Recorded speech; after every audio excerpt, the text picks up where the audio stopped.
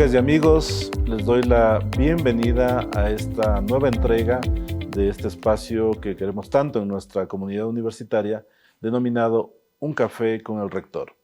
Como ustedes saben, este formato nos permite contar con personalidades con las cuales dialogamos sobre temas que interesan a la comunidad, que interesan en una perspectiva más amplia también hacia la sociedad en general y obviamente a los estamentos, a la organización universitaria, es decir, a la comunidad de nuestra casa de estudios. En esta ocasión quiero dar la bienvenida a Eva Halcón Soler. Ella es una querida y muy destacada rectora universitaria de España. Ella es la actual rectora de la Universidad Jaume I y al mismo tiempo Eva es presidenta reelegida de la Conferencia de Rectoras y Rectores de Universidades Españolas. Eva, adicionalmente, en su desempeño profesional, su formación, pues es una experta de altos niveles en filología inglesa. Ahora, bueno, haciendo la conscripción, Eva, trabajando para la comunidad universitaria y para las universidades españolas. Gracias por visitarnos en esta ocasión en la Universidad Andina. Estamos muy contentos porque además Eva ha sido galardonada, reconocida como profesora honoraria de esta casa de estudios en el marco de las celebraciones de nuestro 33º aniversario de funcionamiento en el Ecuador. Quisiera tus primeras palabras, Eva, para nuestra comunidad universitaria y para este país que ahora ya te cuenta como una más de los suyos, de las suyas. Bienvenida.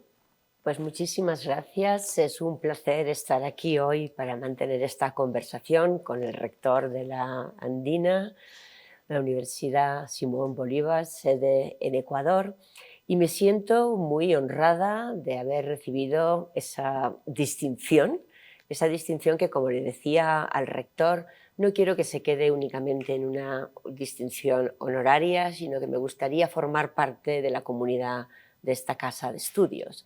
Ya le he adelantado al rector que pueden contar conmigo en un futuro para cualquier iniciativa que deseen desarrollar desde aquí.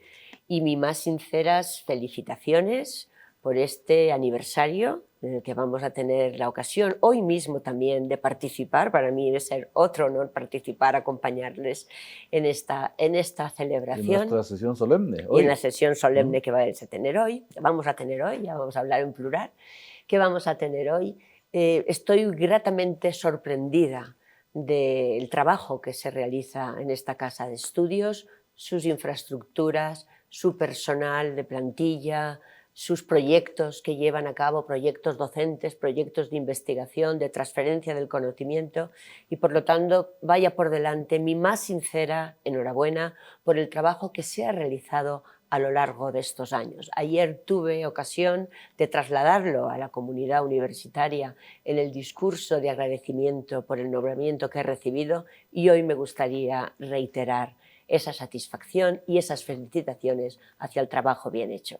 Bueno, nuevamente bienvenida para ser parte de nuestra comunidad universitaria. Hemos tomado nota de tu apertura para seguir ensanchando esos puentes y vías de cooperación y de colaboración.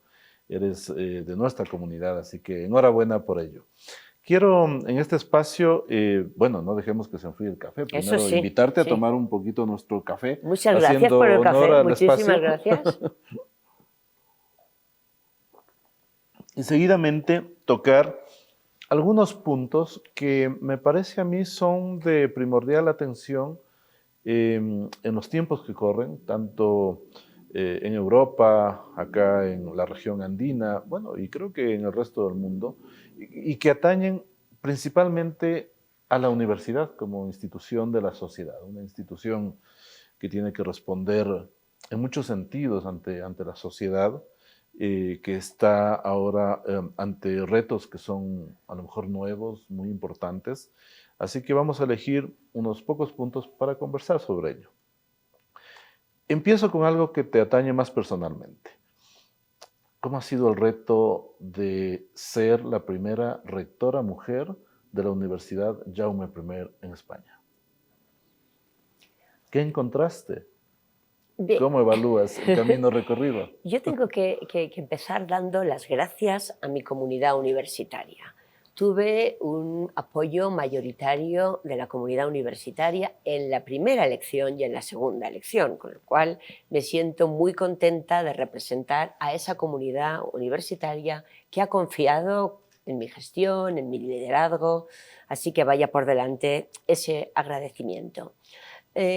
Quiero agradecer, porque así me gusta decirlo, que Avanzar en Igualdad es un proyecto compartido, compartido con las compañeras y con los compañeros. Y en ese sentido quiero decir que también me he sentido muy apoyada, muy animada, tanto por mis compañeras como por mis compañeros de la Universidad Jaume I. Dicho esto, también quiero reconocer que el liderazgo femenino cierta medida es un poco diferente al liderazgo masculino. ¿En qué sentido? Y desde mi perspectiva, Ajá. es un liderazgo más compartido, más colectivo. Eso tiene sus ventajas y sus inconvenientes. Tiene la ventaja de que sumamos a la comunidad en el proyecto compartido y lo hacemos de manera natural. De manera natural.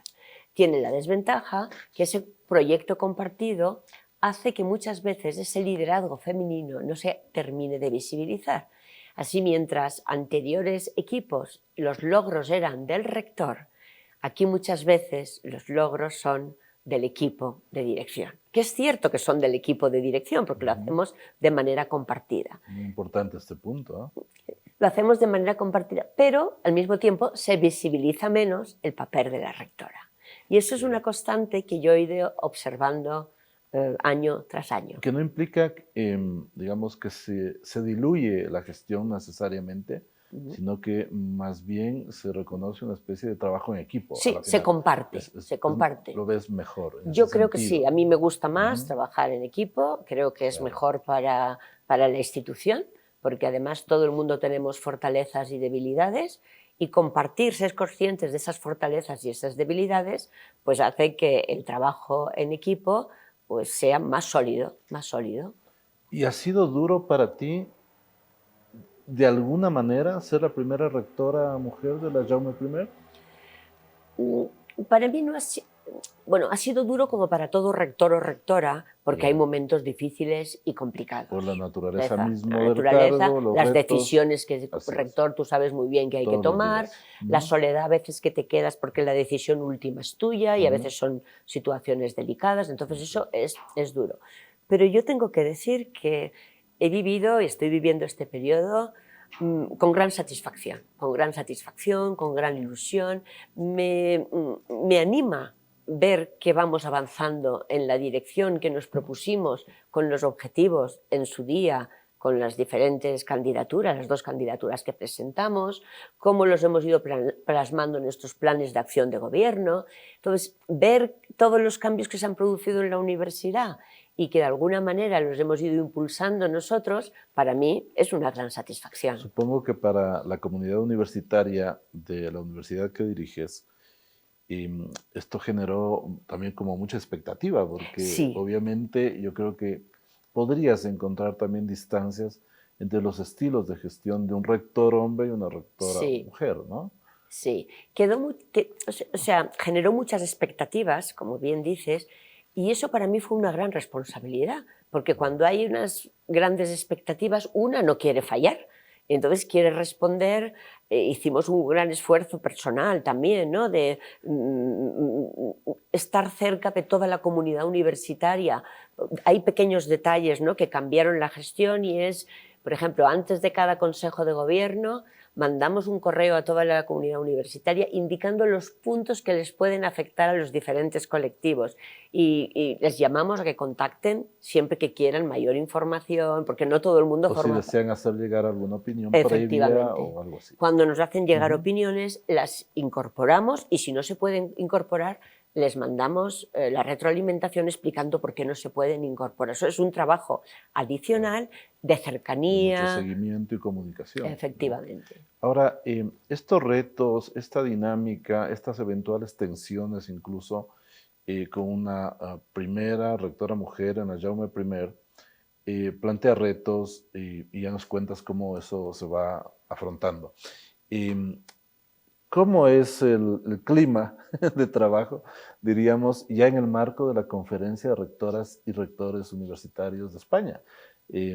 Eva ha sido reelegida presidenta de la CRUE, y un espacio muy importante, pero ahí interaccionas y trabajas con todos los rectores y rectoras de España. Sí. Debe ser la dinámica diferente. ¿Qué porcentaje de rectoras mujeres hay dirigiendo universidades españolas? Todavía hay margen de mejora por el número de rectoras que están dirigidas, rectoras que dirigen universidades. Aquí hay que hacer una distinción entre rectoras de universidades públicas y rectoras de universidades privadas.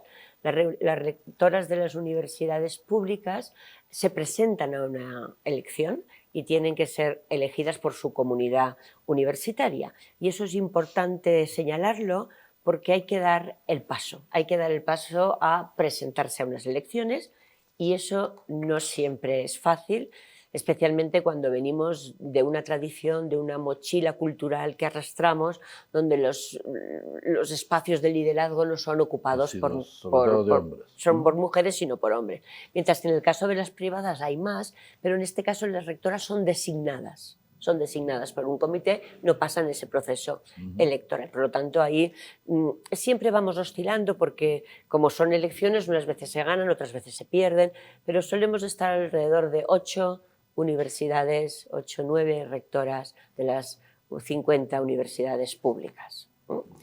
Entonces, ¿cómo es mi liderazgo en CRUE, ¿no? La gestión en CRUE?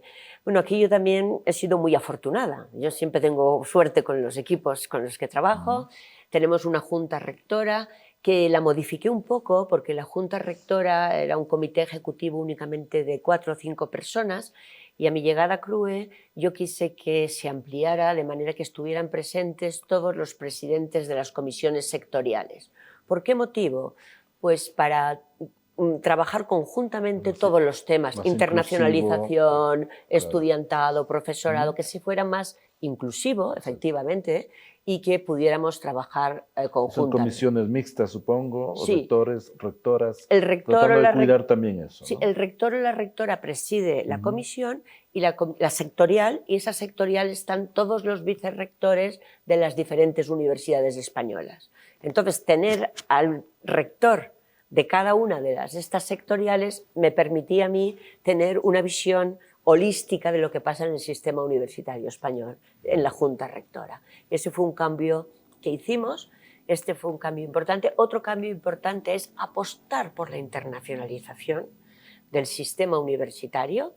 Sobre lo cual vamos a conversar más. Esto fue una de las prioridades que luego, si quieres... Sí, lo vamos a desarrollar hoy también. Sí. Esta fue otra de las temas, y luego, como presidenta de CRUE, mantengo una relación directa con el gobierno, con el propio gobierno, con el propio presidente, con los distintos ministerios que forman parte del gobierno de España. Somos un poco el principal interlocutor a la hora de sacar una ley, un real decreto. ¿Y sientes que hay escucha y apertura para ese diálogo? Bueno, ¿Son escuchados los rectores y las rectoras? Sí, vamos a ver, yo creo que se nos escucha. La situación en España en estos momentos es extremadamente difícil porque ahí tenemos un congreso con muchísimas voces, lo cual es bueno porque representan la pluralidad y la diversidad de la sociedad, pero hay que llegar a acuerdos. Entonces, muchas veces lo que nosotros pedimos, pues claro, una cosa es lo que pedimos y otra cosa es lo que aprueba el Congreso, que es lo que depende de las sensibilidades de los diferentes grupos parlamentarios.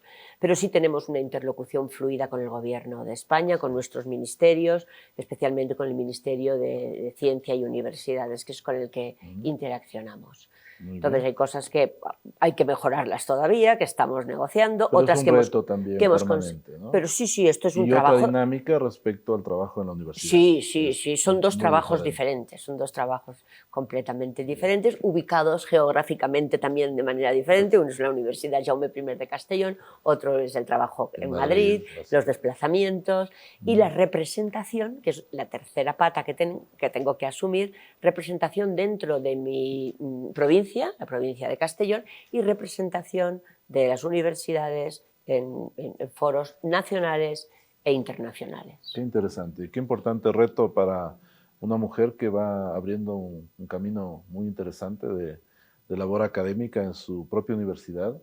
Te lo reconocemos aquí en esta casa de estudios porque sabemos de tu trabajo y tu trayectoria. Y yo suponemos en esta comunidad universitaria que aquello te ha dado también mucha fortaleza y firmeza para hacer un gran trabajo en la CRUE. Así que desde ya, pues, congratulaciones también por ese rol y ese desempeño. Quiero tocar dos temitas más que te atañen más personalmente, antes de ir a los temas universitarios. Tú eres filóloga. Tu pasión a la final es la comunicación con las lenguas, a través de las lenguas, etc. ¿Cuál es el tema que más te apasiona en la filología actualmente o en el que estás muy enganchada, muy enfocada? Y luego te voy a hacer otra pregunta todavía más personal. Vamos a ver, yo tengo que reconocer que en estos momentos mis trabajos de investigación han sido relegados a un segundo plano. Que no se te enfríe el café. Han sido relegados a un segundo plano debido a las responsabilidades como rectora y como presidenta de CRUE. Pero yo tengo dos pasiones, he tenido siempre dos pasiones en el ámbito de la filología. He trabajado en el ámbito de la lingüística aplicada a la enseñanza de lenguas. Por lo tanto, todos los temas de cómo se aprenden las lenguas. Y al multilingüismo. Sí, cómo se aprenden las lenguas, qué factores inciden, las ventajas de ser multilingües, cómo una persona que es bilingüe puede tener mayor facilidad para adquirir otras lenguas, cómo también el multilingüismo favorece la apertura hacia otras culturas. Pero sin dejar tu propia lengua. Sin dejar tu propia lengua. Los peligros que el inglés como lengua internacional puede tener para las lenguas minoritarias, como es el caso del catalán, del euskera, o incluso los peligros del inglés para el español como lengua de la ciencia y la tecnología. Entonces, esto ha sido mi pasión, mis investigaciones van alrededor de esto. Y hay otro tema que a mí me apasiona y es, como filóloga, es la comunicación. ¿Qué estrategias comunicativas tenemos para empatizar con el otro? La lengua para mí es un instrumento de comunicación, no es un fin en sí mismo. Y cómo el conocimiento de esas estrategias comunicativas nos puede ayudar a llegar más a nuestro interlocutor y, por tanto, mejorar las relaciones interpersonales. En este trabajo por el multilingüismo, valorando de manera singular la propia lengua, que tiene que ver con la identidad también, con la cultura, ¿cómo llegas a un acuerdo íntimo personal respecto, por ejemplo, al catalán? Porque tú eres valenciana, se habla el valenciano, pero es una derivación del catalán, y el español, como se lo conoce a nivel mundial. Nosotros, yo soy de Loja, del sur del Ecuador, hablamos de que es castellano, no decimos español, sino castellano. Pero bueno, hablamos de lo mismo, español y catalán. ¿Qué te plantea esto? Porque tienes dos lenguas originarias en tu ADN. Fíjate, yo siempre digo que en las lenguas, el conocimiento de varias lenguas o dominar varias lenguas es una riqueza, nunca es un obstáculo. Entonces, te abre puertas. Te abre puertas incluso personalmente, porque es la pregunta que me hacías, las vives con total normalidad. El inglés es la lengua de trabajo mía por excelencia. Mis investigaciones, como veréis, muchos escritos están muchos escritos en inglés, porque la docencia yo la impartía cuando daba clases en inglés y es la lengua de trabajo, por decirlo de alguna manera. La lengua del afecto, de la familia. Pues en casa hablamos catalán y, por supuesto, no imagino otra lengua en la que me sienta con mayor identidad, más cómoda. Y eso que mi primera lengua no es el catalán, sino es el español. Yo fui educada en aquella época en castellano. Lo que pasa es que al ir a la universidad fui consciente de esa ventaja que podía tener al dominar varias lenguas, y después la vida evoluciona y es así. Y por otra parte, el español pues es la lengua que socialmente es la lengua mayoritaria, que la utilizamos y que no tenemos ningún problema para aprenderla. Yo siempre cuento una anécdota que cuando mis niños eran muy pequeñitos y nosotros hablábamos en valenciano con ellos, seguimos haciéndolo y tal, la gente decía, es que no van a hablar en inglés, no van a aprender español así. Y yo siempre decía, no se preocupen, que eso será natural. Y así ha sido. O sea, mis hijos utilizan las 3 lenguas con total fluidez, sin ningún problema, y yo creo que eso da riqueza a las personas. La riqueza y la mejor manera de defender las lenguas, cualquier lengua, es utilizándola. A mí me parece que yo quiero destacar algo de lo que has dicho en esta última parte. El ser multilingüe te abre las puertas a diversos mundos y a mucho conocimiento en esos mundos, porque tienes acceso de manera preferente o diferente, digamos, a esas fuentes que son diversas. Y para nosotros el tema de las fuentes, para los académicos, son relevantes, son muy importantes, como sabemos. Ahora te pregunto algo un poquito más personal, pero no te voy a incomodar. No incomodas, rector, seguro que no. ¿Te gusta la literatura? ¿Qué estás leyendo ahora? ¿Algo en especial que nos quieras compartir? Pues sí, a mí me gusta la literatura, me gusta la ficción, ¿no? Y ahora acabo de descubrir una autora que en una cena de amigos, Sara Mesa. Okay. Sara Mesa, que es una escritora que escribe ficción. A mí me gusta mucho la literatura de ficción porque me permite evadirme del día a día, me permite entrar en los personajes. Y estoy leyendo una obra que se llama Amor, y entonces la escritora utiliza un argumento para reflexionar sobre los tópicos sociales respecto al tema elegido, las contradicciones que tenemos las personas con los diferentes tipos de amores y relaciones, y eso es lo que estoy leyendo es últimamente. Una de las autoras, digamos, nuevas que tiene una relevancia internacional muy importante. Yo soy muy aficionado también a la literatura y comparto en las redes sociales los libros que voy leyendo, las nuevas obras de ficción y novela. Qué interesante que nos compartas ese gusto también por la literatura. Bueno, vamos a ir a otros terrenos, estos que atañen más a la vida universitaria en general. Y yo creo que las universidades, lo hemos conversado antes de la entrevista, ahora tienen retos muy, muy importantes. De esos, yo quisiera que dialoguemos sobre 2 o 3. Y voy a plantear el primero, tal vez este que tiene que ver con la internacionalización. Habida cuenta de lo que hemos pasado en los últimos años, ¿no? El tema de la pandemia y, bueno, la nueva revolución tecnológica. ¿Por qué es importante la internacionalización? Y desde tu perspectiva y experiencia, ¿qué es lo que justifica mucho esfuerzo en internacionalización? ¿Qué es lo principal que hay que hacer en ese campo?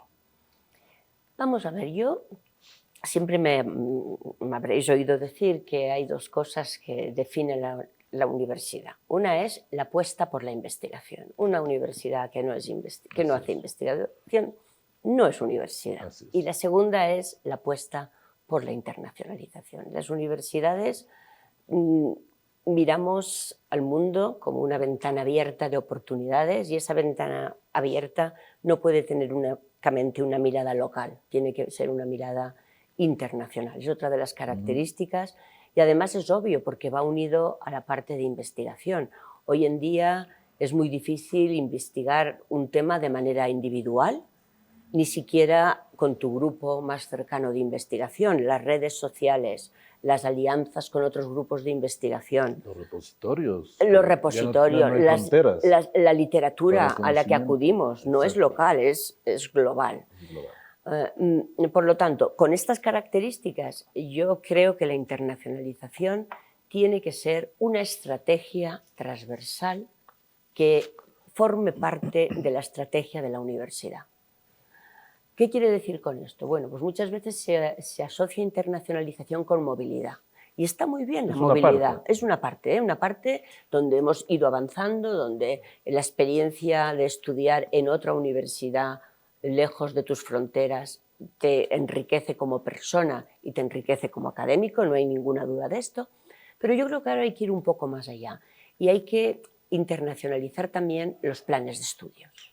sea, lo concibes como algo transversal, transversal. que va a tocar necesariamente el Todo. proyecto universitario. Eso es, que afectará a la docencia, que afectará a la investigación, que afectará al impacto social de esa investigación, no solamente en tu entorno más inmediato, sino más allá de ese entorno, que puede traspasar fronteras. Entonces, bueno, pues hay ejemplos magníficos, por ejemplo, las dobles titulaciones que se realizan con tu universidad y con otra universidad de otro país, otro continente. Esos son buenas prácticas de internacionalización en el ámbito de los estudios.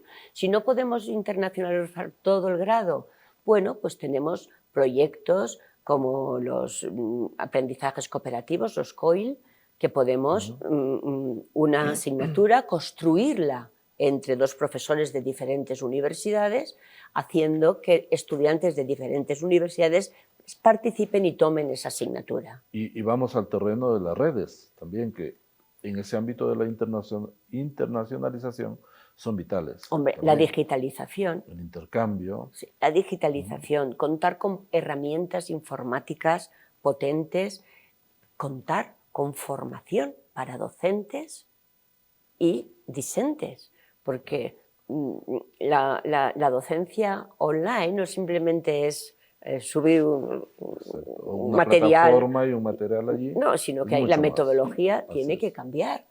Así lo hemos concebido también acá. Aquí, sí. Y siempre con ese contenido, simplemente te aporto un dato de la experiencia de nuestro proyecto. La Andina, como conoces, es organismo internacional. Nace, yo suelo decir, nació internacionalizada, lo cual nos puso en ese terreno inmediatamente y ha permitido que desde el primer año de funcionamiento, desde hace 30 años en el Ecuador, hayamos podido situar recursos, por ejemplo, para asignar becas, ayudas financieras en programas internacionales de investigación, sobre todo. Y eso ha implicado tener alumnos de muchos países, de más de 40 países, pero más del área andina, y adicionalmente docentes de todo el mundo.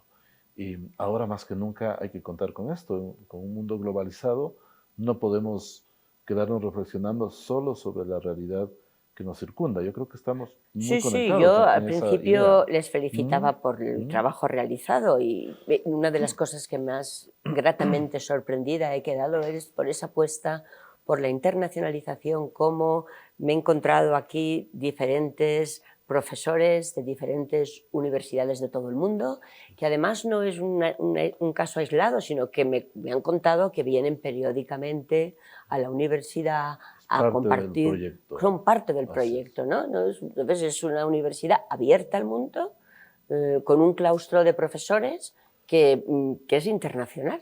Y ahora más que nunca las universidades tienen que ser eso. Sí, ¿no? Sin duda, esa es la dirección que hay que seguir, esa es la dirección. Lo contrario... Y fíjate cómo al hablar de internacionalización, yo creo que también podemos tener un apalancamiento todavía más fuerte a esa otra gran idea en la que tú trabajas o en ese proyecto del multilingüismo. Porque si entramos en el terreno del multilingüismo, entramos en un terreno en el cual se comparten muchas experiencias diferentes, otras culturas. Y actitudes, las rector. Redes. Por favor, tú eres experta en esto. Sí, y actitudes, porque... hay estudios en los que indica que los multilingües también son más tolerantes, y es importante... Porque conocen otras culturas. Porque conocen otras culturas, tienen menos miedo al fracaso al entrarse a mundos desconocidos. Entonces el multilingüismo podemos decir que es también como una herramienta que favorece esa internacionalización.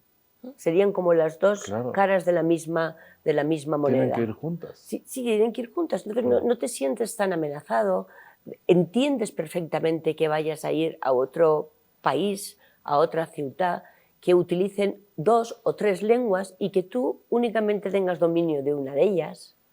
¿No? Por ejemplo, Ecuador podría ser un buen ejemplo, ¿no? Que es un país multilingüe, donde a lo mejor el español es la lengua dominante, pero hay muchísimas más lenguas. Y las propias son 13 Son 13 lenguas con las que se De los convive, pueblos hay que indígenas. respetarlas, hay que convivirlas, hay que integrarlas. Algunas hay que rescatarlas, hay que Evitar fortalecerlas, que se olviden. porque se están perdiendo también. Muy bien. Vamos a otro tema que me interesa tocar en esta entrevista, Eva, es el tema relacionado con la incorporación de las tecnologías a la tarea universitaria, la tecnología, ¿no? Vivimos actualmente un boom del desarrollo tecnológico. Además, de alguna manera complementado y en algunos sentidos agravado, porque se generan también preocupaciones respecto al manejo de enormes cantidades de información y de datos que son procesados o puestos en funcionamiento para algún fin a través de inteligencia artificial y aplicaciones en general. ¿Cuál crees que es el mayor reto en ese campo ahora para la universidad? Yo creo que el mayor reto que tenemos es aceptar que las nuevas tecnologías y la implantación de la inteligencia artificial es una realidad. Y delante de esa realidad tenemos que formarnos para ello, porque nuestras plantillas docentes están compuestas de un colectivo diverso y plural. Pero a quienes vamos en un recorrido un poquito más largo nos cuesta más que a los más jóvenes. Claro, entonces ese es el principal. ¿Cómo superamos también ese eso? es el principal problema que tenemos que abordar. Las personas que tenemos más edad, todos los avances tecnológicos no forman parte de nuestra cultura. Nuestros estudiantes tienen una cultura digital que nosotros no tenemos. Se dice que hay nativos digitales, ¿no? Así se les llama. Entonces, con eso hay que convivir. Entonces, las generaciones más mayores lo que tenemos es que aceptar que eso es una realidad. Y ante esa realidad, las metodologías docentes tienen que cambiar drásticamente. Rector, tú decías muy bien que la cantidad de información en la que podemos tener acceso, pues yo no sé, yo recuerdo, y también te pasaría a ti, que en mi tesis doctoral yo la hacía buscando fichas escritas a mano en la Universidad de Cambridge. Y fotocopiabas. Y fotocopiábamos y cargábamos todas las fotos. Me tocó lo mismo. Eso es impensable hoy en día. Ahora ya no. Entonces, si eso es impensable, los métodos de docentes y los métodos de evaluación también tienen que ser diferentes. Hoy no tiene sentido que evaluemos si nuestros estudiantes son capaces de memorizar unas leyes o si son capaces de memorizar unas teorías lingüísticas, porque esa información la pueden conseguir fácilmente. Entonces, el tipo de evaluaciones que realizamos para medir si han sido capaces de memorizar o no, pues tendremos que replantearnos y a lo mejor las pruebas que tendremos que hacer de evaluación tendrán que ser pues mucho más de síntesis crítica y opinión de la diferente información que ellos han podido obtener. Es por poner un ejemplo. Claro, es decir, volviendo a la pregunta que muy bien la desarrollas, hay que reconocer en el mundo universitario una nueva realidad. Eso es. Tratar de entenderla, tratar de aprenderla en algún sentido y replantear algunas cosas del proyecto universitario. ¿Y en qué medida o de qué manera crees tú que podemos superar como que este facilismo que va surgiendo y estos elementos que permiten, sobre todo a estudiantes, hacer a lo mejor menos esfuerzo para aprender y para producir, para investigar? Porque ahora sabemos, muy fácil usar una aplicación de inteligencia artificial, pedirle que te redacte algo con un prompt adecuado. Sí. ¿Cómo luchamos ante eso? Yo insisto cambiando las formas de transmitir la información y las formas de evaluar los procesos de enseñanza-aprendizaje. Pondremos casos que hemos vivido. Antes el profesor entraba en el aula y transmitía toda la información. El proceso de enseñanza, digamos que era unidireccional. El profesor enseñaba al estudiante, pasaba un tiempo y comprobaba si lo que él les había dicho lo habían interiorizado. Bueno, probablemente el proceso ahora va a ser más bidireccional en el sentido que el el profesorado cuando entra a las aulas puede dar una serie de indicaciones que pueden ser completadas por información que aporten los estudiantes en sus trabajos y que luego tengan que defender, ¿por qué no de manera oral? ¿Por qué no de manera oral y argumentar las ventajas y las desventajas desde su punto de vista que puede tener una determinada teoría lingüística y que pueda establecerse esta interacción que estamos teniendo aquí en el café entre profesor y alumno? Sí, efectivamente. El docente no pierde su rol, creo, No, no, no. no pierde el espacio, tiene más exigencia respecto a ser un guía. Un guía, un Un coaching, guía, ¿no? claro, alguien que acompaña al estudiante para que sepa navegar lo mejor posible en esos océanos de información que hay ahora, donde no necesariamente se discrimina entre lo que es confiable y no confiable. Sí, sí. Yo creo que Ese es otro de los has grandes dicho la problemas. palabra exacta, rector. Hay acompañar al estudiante. Entonces, Y acompañar, provocar el enfoque motivarlo. crítico también. El enfoque crítico, para ver integralmente las cosas, ver lo que está detrás de lo que sucede. Bueno, Esto no va a ser fácil porque eso, entre otras cosas, implica una atención personalizada y esa atención personalizada, si las clases están masificadas, no se va a poder realizar. Eso nos lleva a otra parte que son recursos adicionales que se necesitan para aplicar nuevas metodologías docentes. O sea, no es fácil, el proceso no es fácil, no, pero es la retador. clave, lo has dicho muy bien, es acompañar. Es retador. Y mira que esto ya se venía cocinando. Sí. Hace un poco más de 20 años yo daba clases en una universidad de Medellín, recuerdo, sobre temas fiscales internacionales. Y una de las profesoras, la que me invitaba a dar clases, me dice, César, hay que tener cuidado, me dice, porque este grupo de alumnos son muy aventajados, tienen libros publicados, era de alto nivel, Sí. ¿no? Una maestría muy técnica. Y me dice, y ahora dice, con la posibilidad que buscan en el oráculo de Delfos, decía ella, en el teléfono, en la computadora, enseguida verifican lo que estás diciendo y te salen con alguna cosa. Hace 20 años. El salto que hemos dado al presente ya es, digamos, inusitado. No vemos los límites.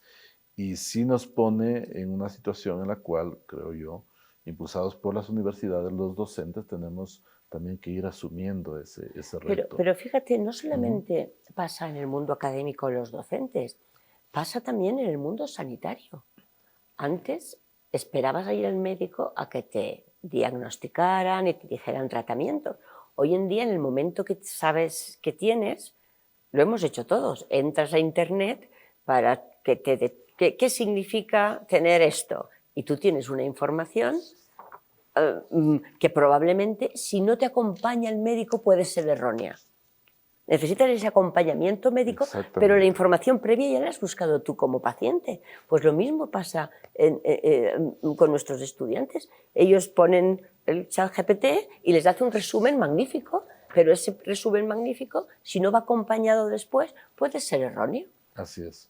Puede haber mucha imprecisión. En ejercicios que hemos hecho con estudiantes, surge que lo que decía, ¿no? El docente sigue siendo muy importante Sí, para sin duda. guiar, porque esa información que sale de allí no es necesariamente confiable en su totalidad.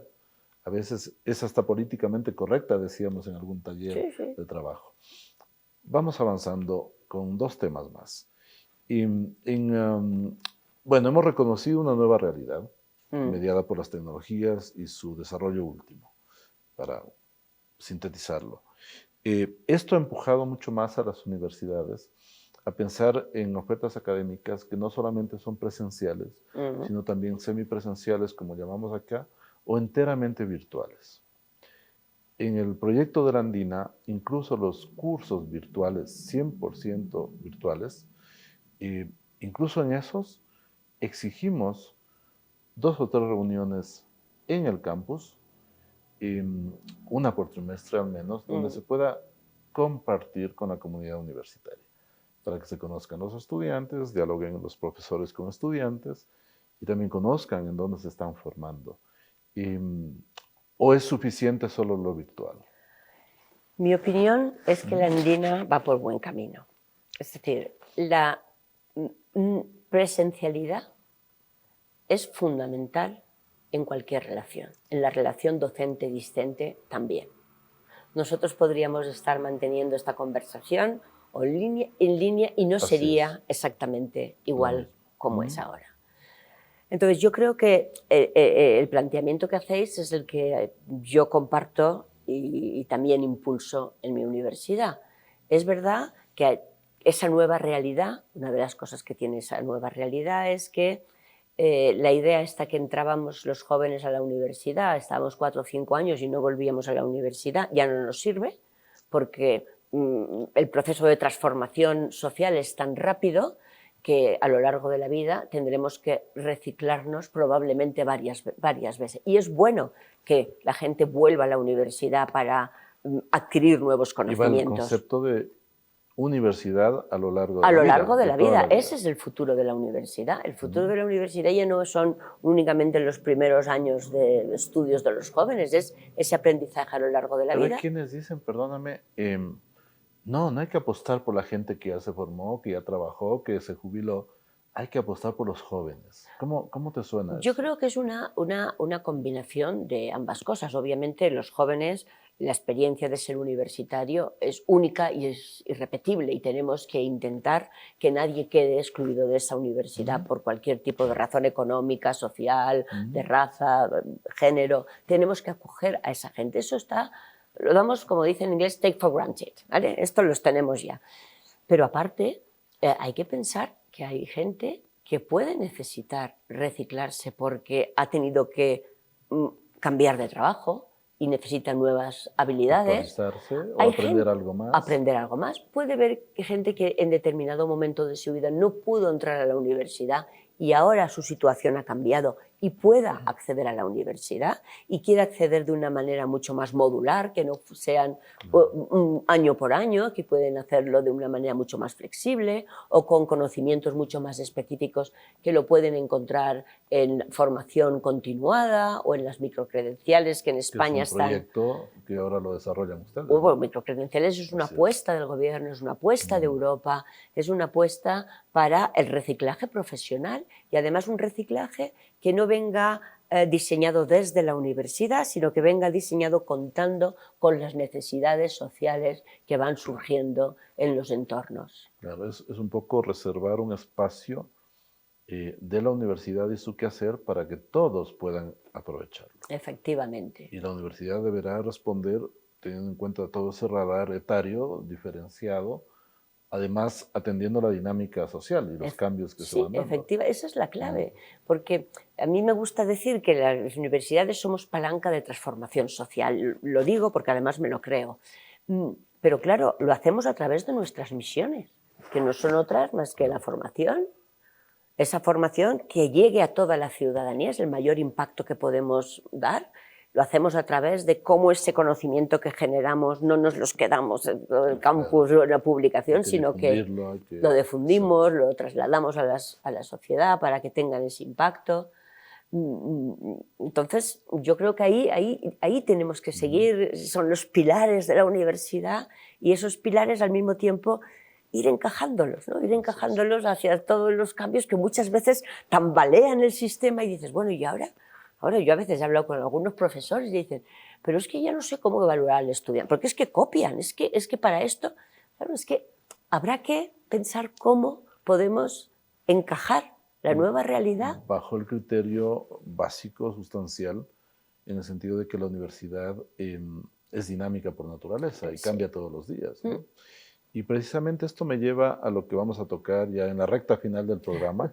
Mira cómo ha pasado tan rápido. Tenemos un poco más de 10 minutos. Y yo creo que es un tema con el que debemos ir concluyendo, naturalmente. Ante todo esto que está pasando, la importancia de la internacionalización, lo que estamos hablando de la inclusión de las tecnologías, a la final hablamos de una suerte de adaptación del mundo universitario pero no solo adaptación, sino hay que incidir en esta nueva realidad. ¿Por qué digo de esta manera? Porque yo creo que hay que decantar en una conversación para saber tu opinión respecto a cómo la universidad desarrolla su papel como motor de transformación social, económica y cultural.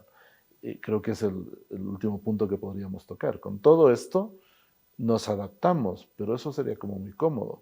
Pero además queremos incidir en la nueva Efecti- realidad. eh, ¿Cómo lo hacemos con el gobierno, con el sector privado?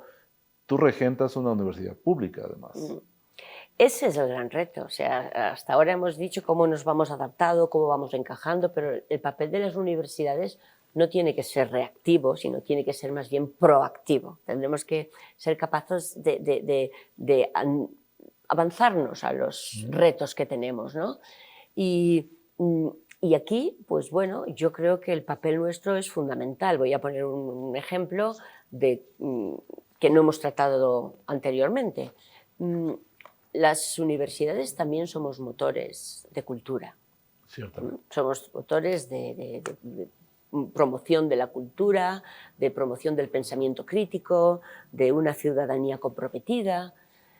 Entonces, pues, por ejemplo, unas medidas que estamos tomando nosotros en la Jaume I es una programación cultural que fomente precisamente ese espíritu crítico, esa tolerancia, esa apertura de miras. Y que le Y dé identidad a la universidad también. que dé identidad a la universidad, pero al mismo tiempo que no se quede en la universidad, sino abierta a toda la sociedad. Entonces tenemos una programación cultural que abrimos a la sociedad de Castellón a precios muy, muy asequibles para todo el mundo, que la trasladamos no únicamente a la ciudad de Castellón, sino a toda la provincia, de manera que proactivamente estamos compartiendo una forma de construir ciudadanía, de construir identidades a partir de los principios propios de la Universitat Jaume I. ¿Y el contacto con el sector privado, con la empresa y el gobierno? Lo mismo, sí, con el contacto con el sector privado. Nosotros tenemos las cátedras universitarias, por ejemplo, que las cátedras universitarias son financiadas a lo mejor por empresas, por instituciones públicas, pueden ser ayuntamientos, diputación, pero también pueden ser empresas tecnológicas, empresas cerámicas, que tenemos un sector muy potente en cerámica.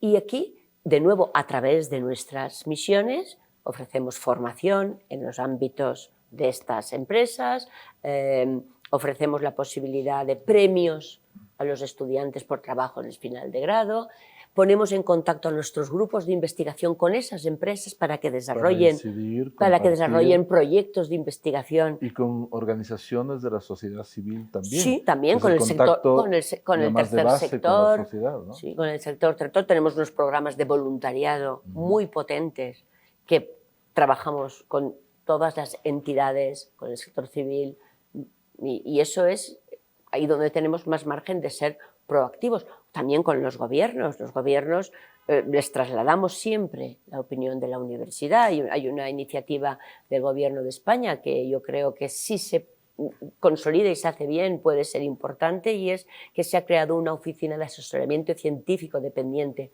de Presidencia del Gobierno, y en esa oficina de asesoramiento científico son universitarios los que han sido seleccionados para estar en los diferentes ministerios y ofrecer informes al ministerio, a su ministro y su ministra y su gabinete a la hora de tomar decisiones. Las decisiones no las podemos tomar los científicos, los académicos, pero podemos aportar información y con ese conocimiento, obviamente, aquellas personas que han sido legitimadas por el pueblo para gobernar y después representadas por los diferentes ministerios son los que deben tomar las decisiones, pero siempre deben basarse en la ciencia. Mira, yo creo que una cosa que quedó clara en la pandemia, y yo sé que tú también lo crees, por eso te lo digo, que es que la ciencia es la que nos tiene que ayudar a afrontar los retos de futuro. Imaginémonos la resistencia o afrontar una pandemia como la última,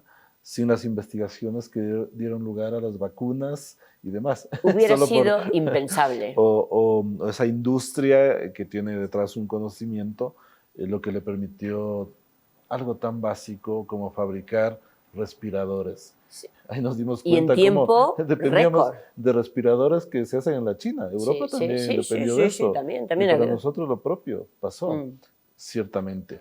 Vamos a cerrar en 3 minutos con 2 temitas. ¿Cómo ves finalmente el tema de la cooperación entre universidades y hacia dónde hay que enfocarnos en ese ámbito? Y luego te voy a pedir algo final. Yo creo que la cooperación entre universidades se da, ¿vale? Pero ahora en estos momentos hace falta un impulso político, hay voluntad política mayor para que se consolide. Y voy a poner un ejemplo que aquí, en este contexto que estamos, vamos a entender muy bien. El espacio iberoamericano del conocimiento. Hemos empezado a caminar, se ha ido construyendo, pero ahora hay que dar un paso más. Hay que dar un paso más para consolidarlo.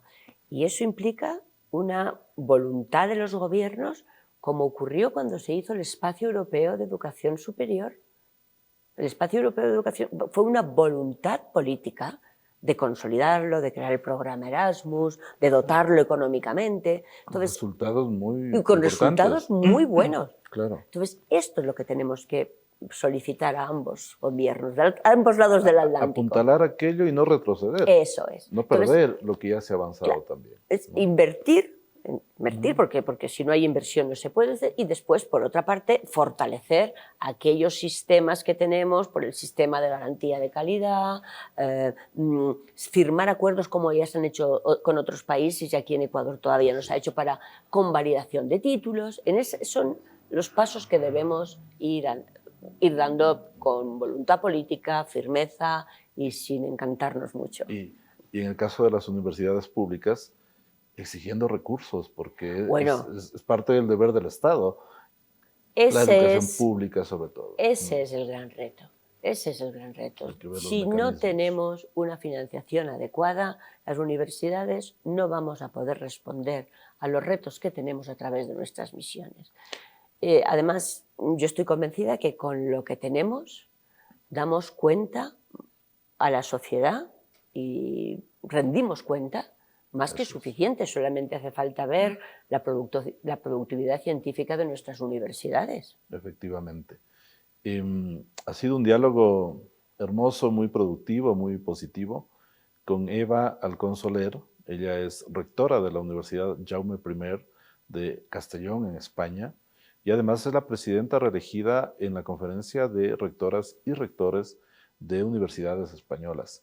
Finalmente, Eva, al tiempo que te agradezco este tiempo y esos conceptos, criterios tan sustanciosos para la vida universitaria que compartimos y que es nuestra pasión, te pido un mensaje final para nuestra comunidad universitaria, una vez que conoces un poco más también de nuestro proyecto académico. Estamos celebrando 33 años en el Ecuador. Yo creo que nos falta mucho recorrido todavía, y que siempre debemos ir redoblando como nuestro compromiso con la sociedad. Así que, por favor. Bueno, en primer lugar, ha sido un placer conversar con el rector, y yo le diría a la comunidad universitaria de esta universidad que deben sentirse muy orgullosos y orgullosas del trabajo que está realizando la universidad en su conjunto como proyecto colectivo, que está en buenas manos, que por la ocasión que he tenido de hablar con el rector, las prioridades universitarias están muy claras, que tenemos que seguir apostando por lo que es el esqueleto de la universidad, que son nuestras misiones, apostando por esa docencia, esa investigación, esa transferencia de conocimiento con perspectiva internacional. Se está haciendo bien, que sigan así por muchos años más, y que a partir de ahora, bueno, pues en la Jaume I y en la Conferencia de Rectores y Rectores Españolas tienen un amigo, tienen un colaborador,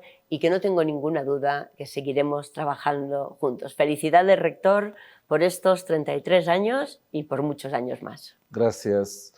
Ha sido Eva Halcón Soler, nuestra invitada en este espacio de Un Café con el Rector. Hasta la próxima, amigas y amigos. Gracias. Gracias, Eva. Muchísimas gracias. Chao.